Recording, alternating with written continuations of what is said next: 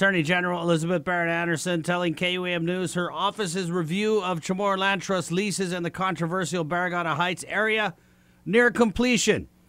KUAM News investigative reports led to major scrutiny and calls to reform the agency after it was revealed employees of the Department of Land Management and their relatives awarded leases in questionable ways in the coveted Barrigada Heights area.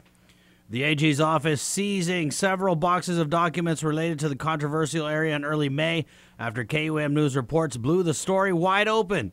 DLM calling on DPW to clear an access road without proper permitting, and employees and their family members switching places in line and appearing to be fast-tracked for choice lots in the area which boasts million-dollar views. So right now we're not interviewing anybody outside of the documents themselves, so it's a complete document review to see what the documents tell us.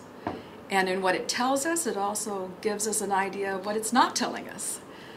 And maybe that's where investigations come in. The chain of events that follow the Barrigada Heights CLTC issue, DLM Director Michael Borja, who signed off on several of his relatives' CLTC leases, reprimanded by CLTC Board Chair Pika Farron, and Land Management Deputy Director David Camacho banned from having anything to do with the Chamorro Land Trust. The AG also recently calling for a full-time administrator for the Chamorro Land Trust.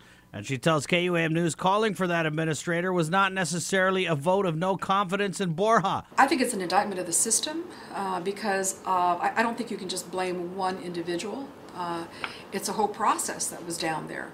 And there was also criticism of the current commission members. Why didn't they notice this, or why didn't they say something? While Senator Frank Uggan has called for the land trust to be put under the leadership of a receiver, Barrett Anderson declined to comment on whether or not she thinks a receiver is a good idea. Whether it's a receiver or it's an administrative director, we need somebody fresh with new eyes to come in there and to assist the commission. While the review is nearing completion, Barrett Anderson would not say if any criminal intent or wrongdoing was discovered in the process of reviewing thousands of pages of Chamorro Land Trust documents.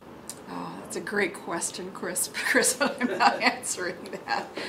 For Guam's News Network, Chris Barnett reports.